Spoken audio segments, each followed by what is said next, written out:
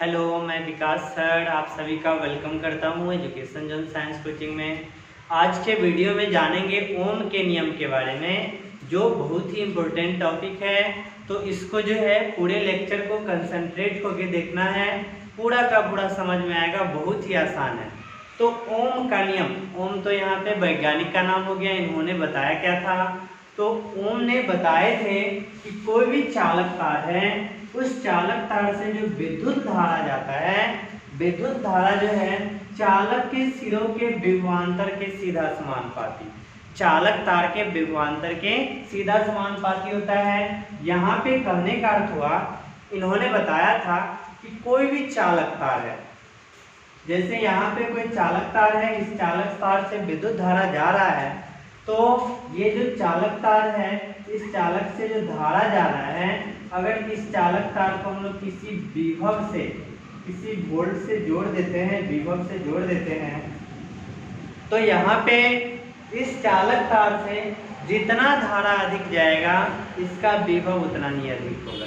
या दूसरे शब्द में बोल सकते हैं, किसी भी चालक तार का विभव, मतलब जैसे अगर हमारे पास 3 वोल्ट का बैटरी है, तो वहां से जो धारा जा रहा है, उस धारा से अगर 12 वोल्ट का बैटरी है, तो 12 वोल्ट से धारा जाने, जो धारा जाएगा उसका वैल्यू क्या हो जाएगा, अधिक हो जाएगा। अर्थात अगर विभव का मान कम है तो विद्युत धारा का मान भी कम होगा। जैसे ही विभव को बढ़ा देते हैं तो धारा का मान अपने आप क्या जाएगा, बढ़ जाएगा। जैसे हमारे पास अगर कोई 12 वोल्ट का बैटरी है, 12 वोल्ट का बैटरी है, तो यहाँ पे हम लोग बोलेंगे इस बैटरी का विभव कितना है, 12 वोल्ट है। अगर हमारे पास 6 वोल्ट का कोई बैटरी है, तो वहाँ पे हम बोलेंगे उस बैटरी का विभव क्या होता है, 6 वोल्ट होता है। विभव यानी दोनों के विभव हो गया, और इसी चीज को विभवांतर, जैसे बैटरी है तो बैटरी में 2 पोल होता है, एक पॉजिटिव टर्मिनल और दूसरा क्या था, नेगेटिव टर्मिनल।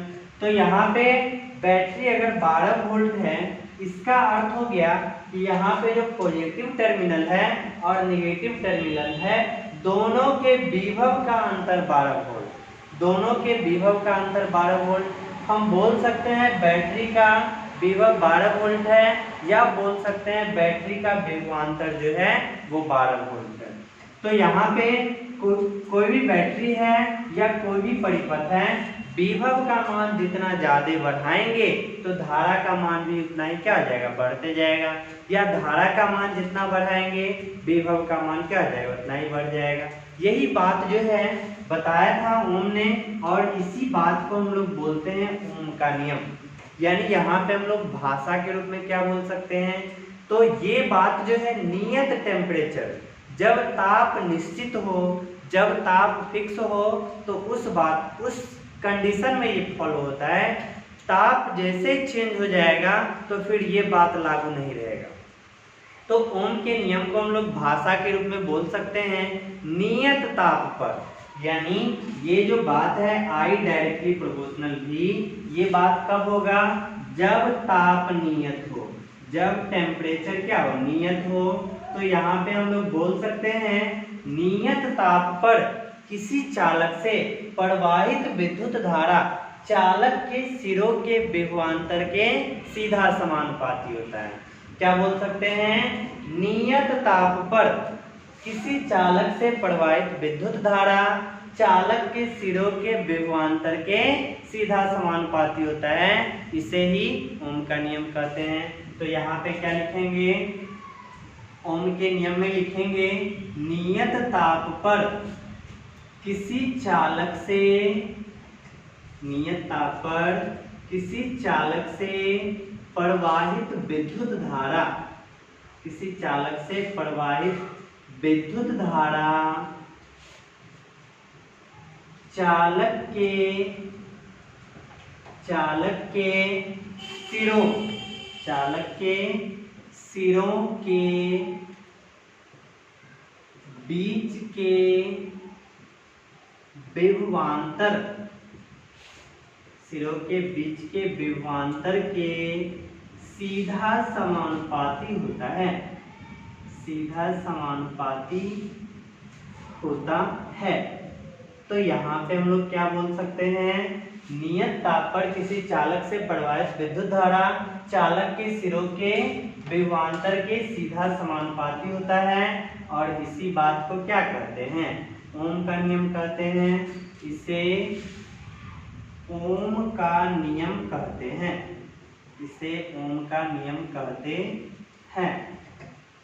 तो यहाँ पे ओम ने बताया था कि चालक से प्रवाहित विद्युत धारा जो है वो विभवांतर के सीधा समानुपाती होता है, और किसी भी चीज के बीच अगर सीधा समानुपाती का संबंध है, एक बढ़ने से दूसरा भी बढ़ जाता है, एक घटने से दूसरा भी घट जाता है, तो ऐसे संबंध को हम लोग रैखिक संबंध कहेंगे। क्या कहेंगे, रैखिक संबंध। मतलब एक बढ़ रहा है, धारा बढ़ेगा तो विभव भी बढ़ेगा, विभव बढ़ेगा तो धारा भी बढ़ेगा, एक के बढ़ने से दूसरा बढ़ रहा है, तो ऐसे संबंध को हम लोग रैखिक संबंध कहते हैं। तो यहाँ पे जो ओम का नियम है, इसको हम लोग दूसरे शब्द में भी यानी दूसरे लैंग्वेज में भी बोल सकते हैं। दूसरे लैंग्वेज में क्या बोलेंगे, नियत ताप पर विद्युत धारा एवं विभवांतर के बीच का रैखिक संबंध।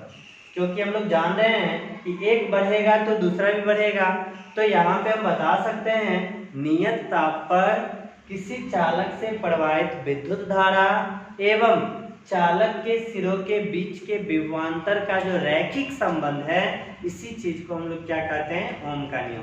यानी शॉर्ट में हम लोग इसको लिख सकते हैं। शॉर्ट में क्या लिखेंगे, शॉर्ट में लिखेंगे नियत ताप पर विद्युत धारा, नियत ताप पर विद्युत धारा एवं विभवांतर के बीच, एवं विभवांतर के बीच का रैखिक संबंध, विभवांतर के बीच का रैखिक संबंध ओम का नियम कहलाता है। ओम का नियम कहलाता है। तो यहाँ पे ओम का नियम क्या हो गया, नियत ताप पर विद्युत धारा एवं विभवांतर के बीच का रैखिक संबंध ओम का नियम कहलाता है। शॉर्ट में बोल सकते हैं I डायरेक्टली प्रोपोर्शनल V। अब यहाँ पे हम लोग जान रहे हैं कि I है डायरेक्टली प्रोपोर्शनल, सीधा समानुपाती भी है। जब समानुपाती का चिन्ह हटता है तो यहाँ पे बराबर रहता है, और एक कांस्टेंट टर्म आता है, तो यहाँ पे कांस्टेंट टर्म क्या आ गया, 1/r हो गया, और यहाँ पे v जो है उसी तरह से आ गया। तो यहाँ पे अगर r के बारे में पूछा जाए तो r बराबर हो जाएगा v/i, या हम लोग बोल सकते हैं यहाँ पे v बराबर क्या हो जाएगा, ir हो जाएगा। v बराबर क्या हो जाएगा, ir हो जाएगा। r यहाँ नीचे, यहाँ आने पे ऊपर चला गया। या अगर हम लोग इसको दूसरे टर्म में I समानुपाती v या v समानुपाती I, दोनों एक ही चीज है, तो v समानुपाती I अगर करेंगे तो यहाँ पे समानुपाती का चिन्ह हटने के बाद बराबर आएगा, और कांस्टेंट टर्म क्या आ जाएगा, r आ जाएगा, और यहाँ पे I आ जाएगा। इस तरह से v बराबर ri। अगर हम लोग v डायरेक्टली प्रोपोर्शनल r करेंगे तो यहाँ से कांस्टेंट हटने का बराबर देना है, और नियतांक क्या रख देना है, r रख देना है, तो v बराबर ri या ir। तो इस तरह से यहाँ पे ये आ गया ओम का नियम, क्या आ गया, v बराबर ir आ गया। और ये कब पालन होगा, जब टेम्परेचर जो है नियत होगा, तो नियत ताप पर ये चीज जो है लागू होता है। तो इसको कॉपी कर लेंगे, ये ओम का नियम हो गया। इसमें ग्राफ भी देखेंगे, तो यहाँ पे ये भी लिख सकते हैं, जहां R हो गया चालक तार का प्रतिरोध, और R जो है एक नियतांक है, पूरा लिख लीजिए, जहां R एक, या डायरेक्ट प्रतिरोधी दे देते हैं, जहां R चालक तार का प्रतिरोध, चालक तार का प्रतिरोध। तो यहाँ पे ध्यान रखना है, और ये R जो है यहाँ पे नियतांक है और ये चालक तार का प्रतिरोध है। V बराबर IR हो गया। इसको मिटा देते हैं, आप लोग कॉपी कर लीजिए। इसके बाद जो है यहाँ पे हम लोग ग्राफ पे चलते हैं। इसका ग्राफ क्या है, तो यहाँ पे जो है ओम के नियम का ग्राफ हम लोग देखेंगे। ग्राफ जो होता है, यहाँ पे एक साइड I है, विद्युत धारा है, यहाँ पे दूसरे साइड क्या है, V है। यहाँ जो है ग्राफ जो है इसका ये एक सरल रेखा आएगा। ग्राफ क्या आ जाएगा, सरल रेखा आएगा, क्योंकि दोनों के बीच कैसा संबंध है, रैखिक संबंध है, इसलिए ग्राफ जो है सरल रेखा आ गया। और यहाँ पे थीटा, तो एक चीज यहाँ पे ध्यान रखना है, ग्राफ में एक चीज ध्यान रखना है कि ओम के नियम में ये जो रेखा है I डायरेक्टली प्रोपोर्शनल V का जो ग्राफ है, ये ग्राफ में ये ग्राफ जो है I के साथ थीटा कोण बनाता है। ग्राफ किसके साथ थीटा कोण बनाएगा, I के साथ थीटा कोण बनाएगा। तो यहाँ पे ये चीज निश्चित रूप से ध्यान रखना है, क्वेश्चन में बहुत जगह पूछ देता है, निम्न में से कौन ओम के नियम को दर्शाता है। यहाँ पे V दे देगा, यहाँ पे I दे देगा, और यहाँ पूछा जाएगा कौन सा ग्राफ जो है ओम के नियम को दर्शा रहा है। तो हमेशा ध्यान रखना है, ओम के नियम में ये नहीं आएगा ये, क्योंकि V के साथ थीटा कोण बनाता है। यहाँ पे अगर लिखेंगे तो यहाँ पे इसको जो है साइन 90 माइनस थीटा, ये थीटा के साथ बनाएगा ग्राफ, तो ये आता है ओम के नियम का ग्राफ। यहाँ पे I के साथ एंगल बना रहा है, ये ओम के नियम को शो कर रहा है, दर्शा रहा है। तो हमेशा ओम के नियम में ध्यान रखना है कि जो थीटा कोण बनता है वो किसके साथ बनता है, विद्युत धारा के साथ बनता है। और यहाँ पे हम लोग देखे हैं कि ओम के नियम में आ गया था V बराबर IR, V बराबर क्या आ गया था, IR आ गया था। तो यहाँ पे ये जो है सरल रेखा के ग्राफ में y बराबर mx, जो फॉर्मूला जो है y बराबर mx को दर्शाता है, मतलब वो जो है सरल रेखा में है।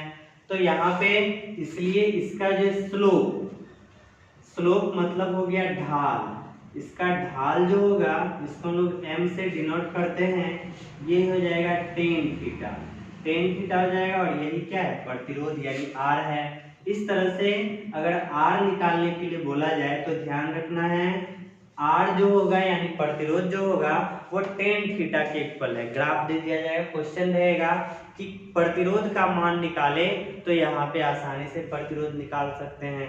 R बराबर हो जाता है टेन थीटा। तो इस तरह से ये ग्राफ हो गया, इसको भी कॉपी कर लेंगे। तो ये ओम के नियम का ग्राफ आ गया, ओम के नियम का ग्राफ आ गया। जैसे यहाँ पे जो है क्वेश्चन दे दिया जा सकता है कि यहाँ जो ग्राफ है, दो चालक है, A है और B है, यहाँ पे दिया गया ग्राफ है I है, V है।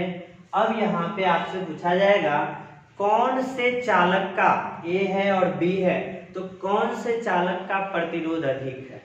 क्वेश्चन दे देगा यहाँ पे कि कौन से चालक का प्रतिरोध अधिक है। हम लोग जान रहे हैं ओम के नियम में I के साथ थीटा कोण बनता है। यहाँ पे A चालक है तो इसके लिए हम लोग थीटा A ले लेंगे, B चालक है तो इसके लिए क्या ले लेंगे, थीटा B ले लेंगे। और यहाँ पे हम लोग देख रहे हैं कि थीटा B जो है वो अधिक है, तो थीटा B जो है अधिक है और थीटा A क्या है, कम है। यहाँ पे दोनों में हम लोग टेन लगा देंगे, तो टेन B थीटा B हो जाएगा, और क्या आ जाएगा, टेन थीटा A आ गया। अब यहाँ पे यही जो होता है प्रतिरोध का, तो ये B का प्रतिरोध हो गया और ये A का प्रतिरोध हो गया। यहाँ पे पता चल गया किसका प्रतिरोध अधिक है। इस तरह से कोई भी क्वेश्चन दिया जा सकता है ग्राफ से, तो आसानी से सॉल्व कर लेंगे। अब जो है इसमें हम लोग जानेंगे परिपथ के प्रकार। जैसे यहाँ पे ओम का नियम पढ़े थे, तो ओम के नियम के अनुसार जो है परिपथ दो प्रकार का होता है। तो यहाँ पे परिपथ के प्रकार, तो ओम का नियम जो है ओम के नियम के अनुसार परिपथ दो प्रकार का, ओम के नियम के अनुसार परिपथ दो प्रकार का होता है।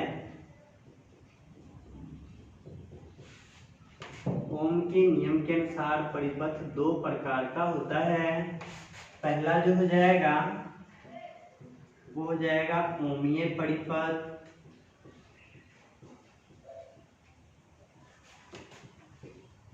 OHMIC ohmic circuit.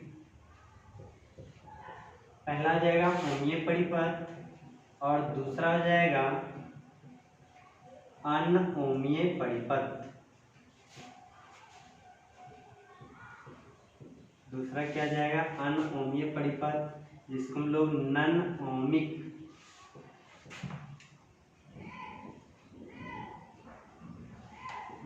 Ohmic circuit कहेंगे। इस तरह से यहाँ पे देख रहे हैं कि ओम के नियम के अनुसार परिपथ कितना प्रकार का, दो प्रकार का, ओमीय परिपथ और अनओमीय परिपथ। अब जो है पहला है ओमीय परिपथ। ओमीय परिपथ किसको कहेंगे, तो यहाँ पे नाम से पता चल रहा है, क्या पता चल रहा है, वैसा विद्युत परिपथ, वैसा विद्युत परिपथ जो ओम के नियम का पालन करेगा ओमीय परिपथ कहलाएगा।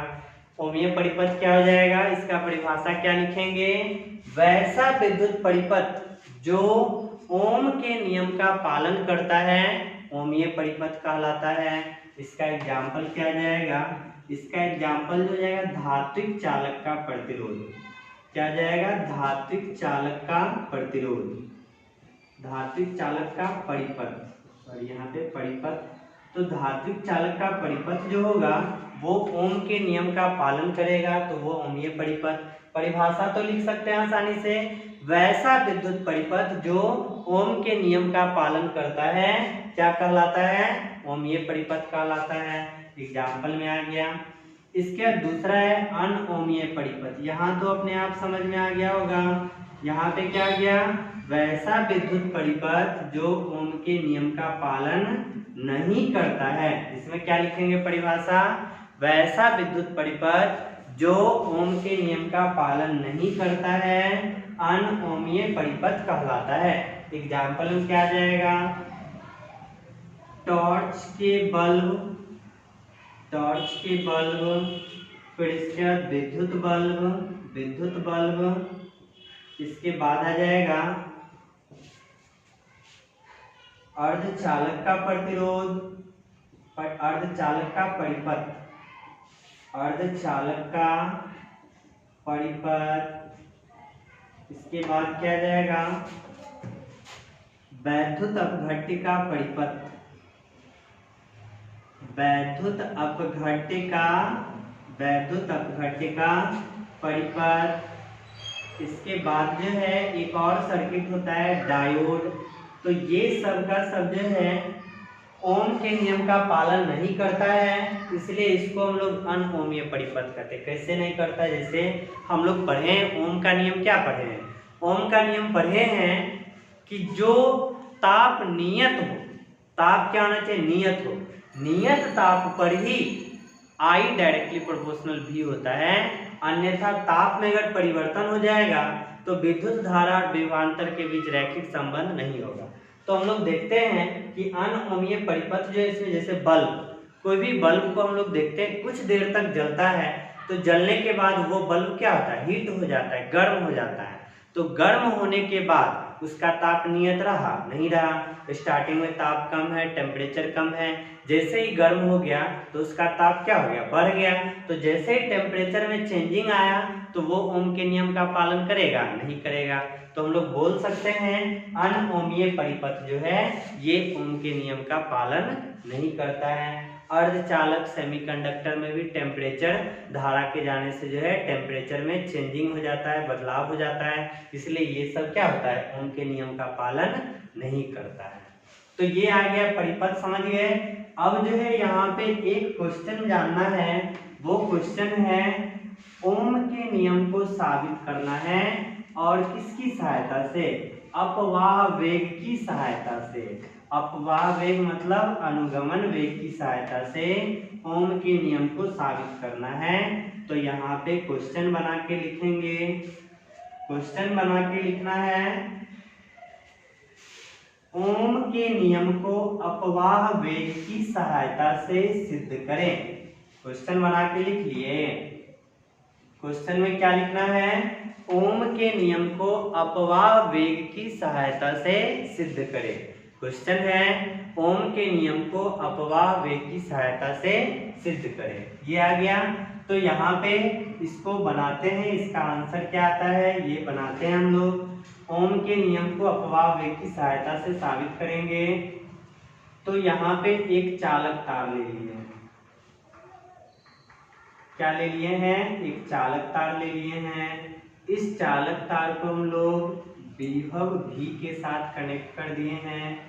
अनुप्रस्थ काट का क्षेत्रफल जो है A है और इस चालक तार का लंबाई क्या है? L है। इस चालक तार को हम लोग मान लिए हैं Mn। इस तार का नाम हम लोग क्या रख दिए? Mn।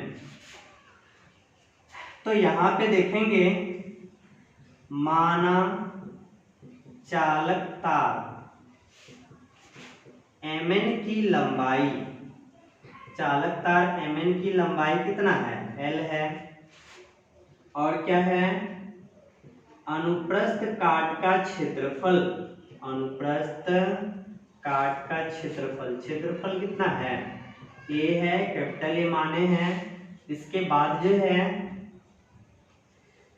प्रति एकांक आयतन में, प्रति एकांक आयतन में इलेक्ट्रॉन की संख्या, इलेक्ट्रॉन की संख्या जो है ये कितना मान लिए हैं? स्मॉल n मान लिए हैं। इलेक्ट्रॉन पर आवेश, इलेक्ट्रॉन पर जो आवेश है इस आवेश को हम लोग क्या मान लिए हैं? E मान लिए हैं। इसके बाद यहाँ पे जो अपवाह वेग, इसको अनुगमन वेग भी बोला जाता है, अंग्रेजी में इसको ड्रिफ्ट वेलोसिटी बोला जाता है। अपवाह वेग क्या मान लिए हैं? Vd मान लिए हैं। तो यहाँ से अपवाह वेग, अपवाह वेग जो है ये Vd जो है इसका फॉर्मूला पढ़े हैं। जिस समय अपवाह वेग और श्रांति काल में संबंध बताया गया था, अपवाह वेग और श्रांति काल में संबंध बताया गया था, तो वहां पे फॉर्मूला लिखे थे। Vd जो होता है E होता है, फिर कैपिटल E होता है बट्टे मास ऑफ इलेक्ट्रॉन होता है और श्रांति काल होता है। ये फॉर्मूला जो है निकाले थे, इससे 2-3 वीडियो पहले अपवाह वेग अनुगमन वेग वाला वीडियो देखिएगा, तो वहां पे निश्चित रूप से मिल जाएगा श्रांति काल और अनुगमन वेग में संबंध। तो श्रांति काल जिस वीडियो में बताए थे वहीं पे इसको बताया गया था। श्रांति काल और अनुगमन वेग में संबंध से ये फॉर्मूला आया था। तो यहाँ पे Vd बराबर क्या लिख सकते हैं? E लिख सकते हैं, E हो गया। फिर यहाँ पे मास ऑफ इलेक्ट्रॉन और यहाँ पे टॉर्क, इस तरह से ये आ गया। इसके बाद जो है Vd बराबर हो जाएगा E हो जाएगा और E के जगह आ जाता है V/L और ये मास ऑफ इलेक्ट्रॉन। इसी तरह से यहाँ पे टॉर्क यानी श्रांति काल। तो यहाँ पे चूंकि E बराबर V/L होता है, E बराबर क्या होता है? V/L होता है। तो यहाँ पे हम लोग E के जगह यही चीज रख दिए हैं, V/L रख दिए हैं। तो V/L रख दिए हैं। हम E को क्यों हटाए हैं, V को क्यों लाए हैं? क्योंकि हम लोग जान रहे हैं कि अनुगमन वेग, यहाँ पे जो ओम का नियम पढ़ रहे हैं, ओम का नियम लाना है तो ओम के नियम में I डायरेक्टली प्रोपोर्शनल V तक पहुंचना है, तो I रहना चाहिए और V रहना चाहिए। तो यहाँ तो V आ गया है। अब इसके बाद अनुगमन वेग एवं विद्युत धारा में संबंध जहाँ था वहाँ पढ़े थे चालक तार से प्रवाहित धारा, चालक तार से प्रवाहित धारा, ये जो पढ़े थे फॉर्मूला, ये बताया गया था आप लोग को। विद्युत धारा, धारा घनत्व एवं अनुगमन वेग में संबंध, चालक तार से प्रवाहित विद्युत धारा जो था I बराबर NEA VD। वहीं पे ये बताए थे धारा घनत्व विद्युत धारा एवं अनुगमन वेग में संबंध से वो फॉर्मूला लाए थे। यहाँ पे I है, N है, E है, A है और VD के जगह ये पूरा का पूरा लिख देंगे। VD के जगह आ जाएगा E है, V है, फिर इसका मास ऑफ इलेक्ट्रॉन है, फिर यहाँ पे L है और यहाँ पे टॉर्क यानी क्रांतिकाल है। तो यहाँ पे क्या करेंगे, इसमें से V को साइड कर देंगे और सारा चीज को एक जगह लिख देंगे। तो N हो जाएगा E गुना E स्क्वायर हो गया, A हो गया, फिर मास ऑफ इलेक्ट्रॉन हो गया, L हो गया और V को जो है अलग कर दिए और यहाँ पे क्रांतिकाल जो है उसको भी लिख देते हैं। यहाँ पे V को जो है साइड कर दिए। अब यहाँ पे ये जितना भी टर्म है, N हो गया इलेक्ट्रॉन का संख्या, E हो गया इलेक्ट्रॉन का आवेश, A हो गया चालक तार का अनुप्रस्थ काट का क्षेत्रफल, ये हो गया क्रांतिकाल, इलेक्ट्रॉन का द्रव्यमान, चालक तार की लंबाई, ये सब का सब क्या कांस्टेंट है। यानी I बराबर हो गया कांस्टेंट गुना में V, ये चीज आ गया। ये कांस्टेंट जो है NE स्क्वायर, A हो गया, टॉर्क हो गया, मास ऑफ इलेक्ट्रॉन है, L है, यही जो है कांस्टेंट है। ये क्या है कांस्टेंट है, तो यहाँ पे लिख दिए। अब यहाँ पे देखिए जैसे हम लोग पढ़े थे I, जैसे यहाँ पे ओम के नियम में पढ़े थे I डायरेक्टली प्रोपोर्शनल भी है, तो यहाँ पे समानुपाती का चिन्ह हटाए थे तो बराबर और कांस्टेंट दिए थे, बराबर और कांस्टेंट दिए थे। जैसे ही समानुपाती का चिन्ह हटाए थे तो बराबर और कांस्टेंट दिए थे। यहाँ पे भी वही सोचना है, बराबर और कांस्टेंट को हटा देंगे तो ये समानुपाती का चिन्ह आ जाएगा। तो यहाँ पे भी बराबर है कांस्टेंट है, इस दोनों को हटाएंगे तो समानुपाती का चिन्ह हो जाएगा। और यही चीज क्या है, दिस इज ओम्स लॉ। यही चीज क्या है, ओम्स लॉ है। तो यहाँ पे ओम का नियम जो है अनुगमन वेग यानी अपवाह वेग की सहायता से क्या हो गया, साबित हो गया। और वही चीज क्या है, ओम का नियम है I डायरेक्टली प्रोपोर्शनल V। तो इसको जो है कॉपी कर लेंगे। ये आ गया अनुगमन वेग साबित हो गया, ये ओम का नियम जो है साबित हो गया किसकी सहायता से, अनुगमन वेग की सहायता से साबित कर दिए। तो यहाँ पे ये क्वेश्चन भी समझ गए। अब जो है यहाँ पे हम लोग जानेंगे ओम के नियम की सीमा। इसको मिटा देते हैं, वीडियो को रोक करके कॉपी कर सकते हैं। यहाँ पे क्या जानेंगे, ओम के नियम की सीमा, ओम के नियम की सीमा, ओम के नियम की सीमा यानी लिमिटेशन ऑफ ओम्स लॉ। ओम के नियम का लिमिटेशन, ओम के नियम का लिमिटेशन क्या है, इसको हम बोल ही देते हैं, लिख लीजिएगा इसको।